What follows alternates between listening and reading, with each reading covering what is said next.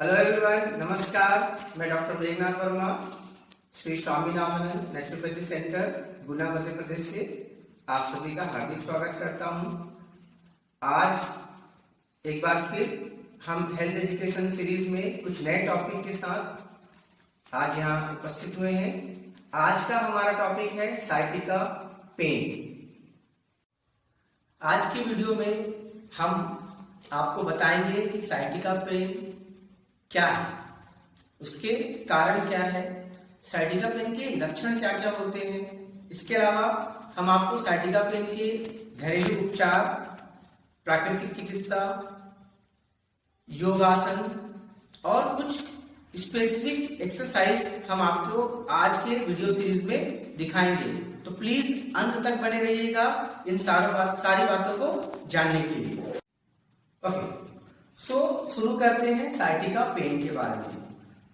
हमारे बॉडी में बहुत सारे स्पाइनल नर्व्स होते हैं जो कि रीढ़ की हड्डी के बीच से वो निकलते हैं। ऐसे ही नर्व्स में एक नर्व है साइटिका नर्व।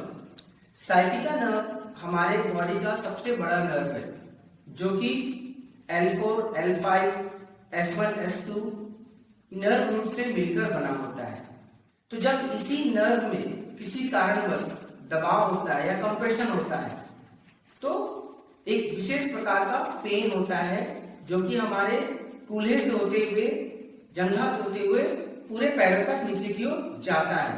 इसी को साइटिका पेन कहते हैं। नर्व जो होता है वो बहुत सारे कारणों से उस पर दबाव बनता है। तो इसमें दो मुख्य कारण है। पहला कारण है जिसको हम कहते हैं डिस्क बल्ज या हर्निएटेड डिस्क। ये एक विशेष अवस्था होती है हमारे रीढ़ की हड्डी में दो वर्टिब्रा यानी कि दो रीढ़ की हड्डी के बीच में एक जेलीनुमा डिस्क होता है। ये जेलीनुमा डिस्क एक्चुअली में हमारे वर्टिब्रास को सपोर्ट प्रदान करता है। कैसे? जब हम खेलते हैं, कूदते हैं तो क्या होता है, दोनों डिस्क के बीच में वो घर्षण होने से रोकता है, यानी कि धक्के को वो ऑब्जर्व करता है। तो कई कारणवश जब ये डिस्क बाहर की ओर निकल आता है उसको हम डिस्क बल्ज बोलते हैं। या कभी कभी जंग लगने की वजह से या एक्सीडेंट की वजह से जो अंदर में डिस्क के अंदर में जो जेली होता है वो बाहर निकल आता है, जिसको हर्निएटेड डिस्क बोलते हैं। तो ये एक कारण होता है जो हमारे स्पाइनल कॉर्ड को, जो साइटिका नर्व है, उसको वो कंप्रेस करने लग जाता है, जिसकी वजह से ये साइटिका पेन हो जाता है। साइटिका पेन का जो दूसरा कारण है वो है लंबार स्टेनोसिस। कई बार डिजेनरेटिव डिजीज की वजह से जो बोन्स होते हैं, उसके जो स्पेस होते हैं वो कम हो जाते हैं, या बोन्स ही हमारे साइटिका नर्व को कंप्रेस करने लग जाते हैं, जिसकी वजह से साइटिका पेन होता है। इसके अलावा और भी कई सारे कारण हैं साइटिका पेन के, जैसे कई बार फ्रैक्चर की वजह से, कई बार बोन्स आपस में खिसक जाते हैं उसकी वजह से, कई बार हमारे मसल में स्पाज्म हो जाता है, खासकर जो पीरिफॉर्मिस मसल्स होते हैं जो बटक्स के आसपास होते हैं उसमें भी स्पाज्म होने से साइटिका पेन होता है। साइटिका पेन के लक्षण क्या क्या होते हैं? साइटिका पेन के लक्षण डिपेंड करते हैं उसके कंप्रेशन। कई बार कंप्रेशन बहुत ही बड़ा होता है तो केवल दर्द होगा या केवल कूल्हे में दर्द होगा। अगर कंप्रेशन बहुत ज्यादा है तो कूल्हे से लेके पूरे पैरों तक दर्द जाता है। तो साइटिका पेन मुख्य लक्षण जो है साइटिका पेन का वो है दर्द का होना। दूसरा लक्षण है नमनेस, यानी कि सूनापन, झुंझुनापन, जो कि पूरे पैरों में बना रहेगा। तीसरा लक्षण है मांसपेशियों में कमजोरी, आपके पैरों में कमजोरी नजर आएगी, आप कमजोरी महसूस करेंगे।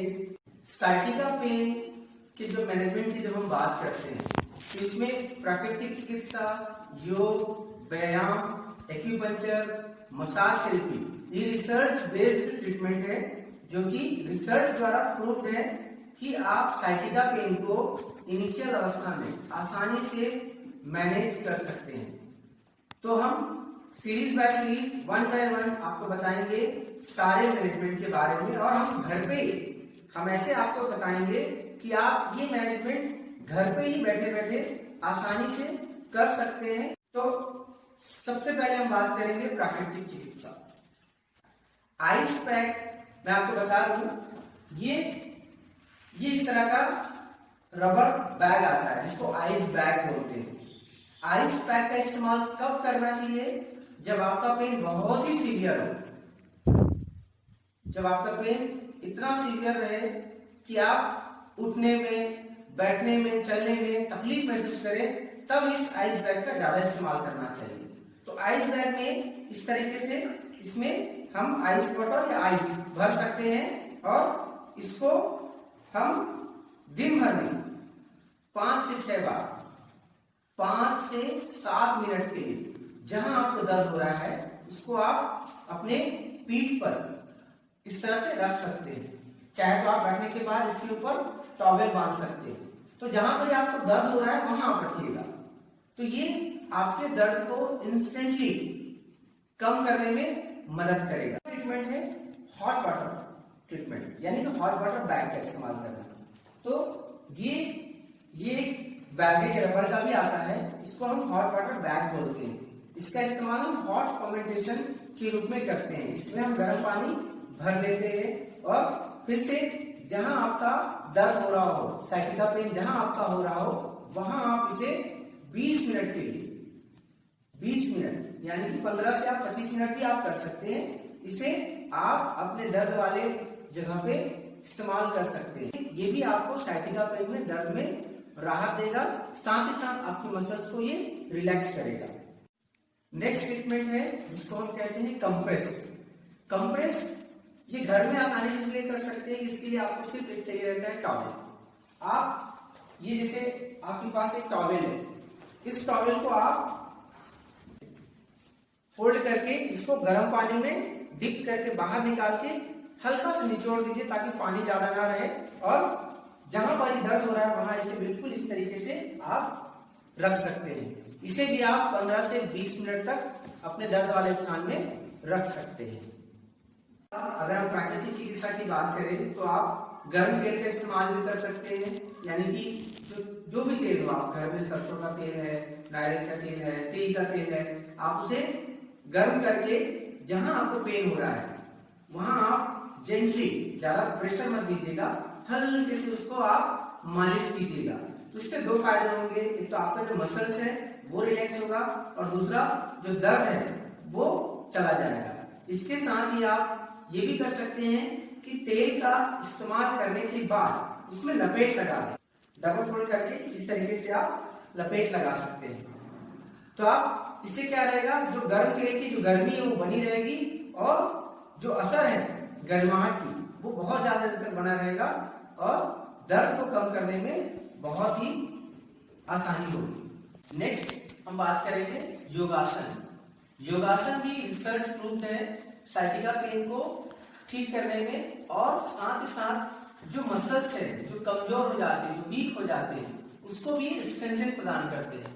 तो मैं 1 बाय 1 आसन के नाम के साथ आसन भी करके दिखाऊंगा और आपको बताऊंगा कि कौन कौन से विशेष आसन है जिसको आप घर पे आसानी से कर सकते हैं। पहला जो आसन है जिसको सेतुबंध आसन कहते हैं, मैं आपको करके बताता हूँ सेतुबंध आसन आपको कैसे करना है।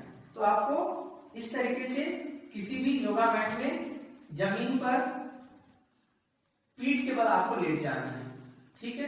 पीठ के बल लेटने के बाद दोनों पैरों को एक के साथ एक रखना है, दोनों हाथों को आपको अपने जंघा के सामने नीचे की ओर हथेली रख के रख लेना है। उसके बाद दोनों पैरों को घुटनों के बल आपको फोल्ड करना है, ठीक है। इसके बाद सांस लेते हुए आप अपने हिप को, कमर के भाग को ऊपर उठाएंगे इस तरीके से, फिर सांस छोड़कर नीचे, फिर सांस लेकर ऊपर, सांस छोड़कर नीचे। तो मैं आपको बता दूं, जब आप ये सेतुबंध आसन की स्थिति में आते हैं तो आपका ये हैम्स मसल्स है और ये काफ मसल्स है, ये दोनों मजबूत होते हैं और ये हैम्स मसल्स खासकर साइटिका की वजह से कमजोर होना शुरू हो जाते हैं। तो इस तरीके से ये जो आसन है आपके मांसपेशी को, बटक्स के मांसपेशियों को, कूल्हे के मांसपेशियों को मजबूती प्रदान करता है। नेक्स्ट जो आसन है वो है भुजंगासन। भुजंगासन जिसे आप किसी भी आरामदायक चटाई में, योगा मैट में पेट के बल लेटकर आप कर सकते हैं। इसमें आपको पेट के बल पहले लेटना है, दोनों हाथों को आपको छाती के सामने रखना है और मस्तक इस तरीके से जमीन पर रखें। उसके बाद सांस लेते हुए आपको अपने सिर, छाती को कमर तक ऊपर उठाना है। फिर सांस छोड़ते हुए आपको नीचे जाना है, फिर सांस लेते हुए ऊपर, सांस छोड़ते हुए नीचे। इस तरीके से चाहे तो आप इसे, अगर आपका दर्द कम है तो उसे होल्ड भी कर सकते हैं और 5 तक या 10 तक गिनती कर सकते हैं। 1 2 3 4 5, फिर वापस नीचे आ सकते हैं। तो ये दोनों तरीके से आप कर सकते हैं। एक तो चाहे तो आप होल्ड करके अल्टरनेट वापस भुजंगासन में जाके वापस नीचे आके। तो भुजंगासन में जो सबसे ज्यादा फायदे होते हैं वो क्या करता है, आपका जो स्पाइन है उसके जो डिस्क है, जो बल्ज हो जाता है, उस बल्ज डिस्क को ये स्पेस प्रदान करता है ताकि वो वापस वर्टिब्रा के बीच में आ सके। और इस तरीके से आपका जो कंप्रेशन है वो धीरे धीरे कम होता जाएगा और साइटिका पेन दूर हो जाएगा। दूसरा इसके बाद जो आसन है पेट के बल ही लेकर हम कर सकते हैं, जिसको हम सलभासन कहते हैं। सलभासन में क्या करना है, आपको पेट के बल लेटना है, दोनों हाथों को अपने जंघा के अंदर रखना है, चाहे तो आप इस तरह से मुट्ठी बांध सकते हैं। उसके बाद सिर में ठुड्डी को आपको इस तरह से रखना है, चिन को जमीन पर, फिर पैर को आप बिल्कुल घुटने को बिना मोड़े ऊपर उठाएंगे। ये तो एक पैर वाला हुआ, आप चाहे तो दोनों पैर कर सकते हैं इस तरीके से।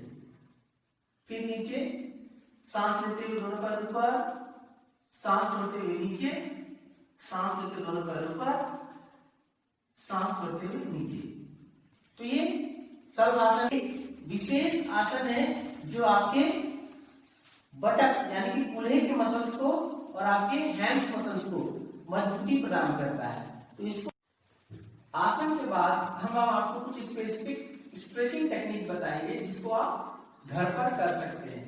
सबसे पहला जो टेक्निक जिसको कहते हैं फोल्डेड लेग लंबार स्ट्रेच। इसमें क्या करना रहता है, ये हमारा लेफ्ट लेग है, लेफ्ट लेग को इस तरह से आपको घुटने के बल फोल्ड करना है। उसके बाद आप चाहे तो दोनों हाथों को सिर के नीचे रख लीजिए इंटरलॉक करने के बाद, और ये जो लेफ्ट लेग जो फोल्ड है इसको आप राइट साइड लेके जाइए इस तरीके से, और सिर को आपको लेफ्ट साइड लेके जाना है। आपका सिर आपके फोल्डेड लेग के ऑपोजिट साइड होना चाहिए इस तरीके से। तो इसे कहते हैं फोल्डेड लेग लंबार स्ट्रेच। आप चाहे तो दोनों पैरों को इस्तेमाल कर सकते हैं और अपने पैरों को, दोनों पैरों को जो भी फोल्डेड है इसको राइट साइड बेंड कर दीजिए और लेफ्ट साइड सिर को ले जाइए। इसी तरीके से आप इसे ऑपोजिट डायरेक्शन में भी बेंड कर सकते हैं। मैंने आसन सीरीज में आपको बताया कुछ स्पेसिफिक आसन, स्ट्रेचिंग टेक्निक, स्ट्रेचिंग। अगर आप इसको आप घर पे करते हैं तो ना केवल आपके नर्व कंप्रेशन में आपको आराम मिलेगा, दर्द में आपकी कमी आएगी, इसके अलावा आपकी जो मांसपेशियां जो कमजोर हो चुकी हैं साइटिका कंप्रेशन की वजह से, वो वापस मजबूत होंगे।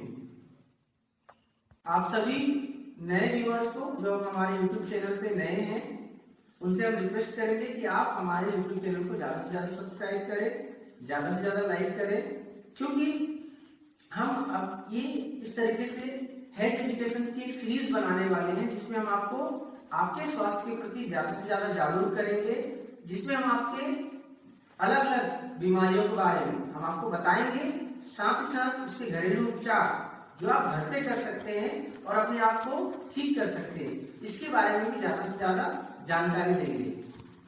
ये रिसर्च कहता है कि 80 to 90% साइटिका पेन को आप बिना सर्जरी के ठीक कर सकते हैं। तो मैं इतना कहना चाहूंगा कि आप जो भी घरेलू उपचार है उसको विथ प्रिकॉशन, विथ डॉक्टर के अच्छे सलाह से उसे अपनाएं और रेगुलर करें। ऐसा नहीं कि 2 दिन करें, 3 दिन करें और उसे छोड़ दें। श्री स्वामी रामानंद प्राकृतिक चिकित्सा केंद्र से आज इतना ही। Thank you very much. नमस्कार।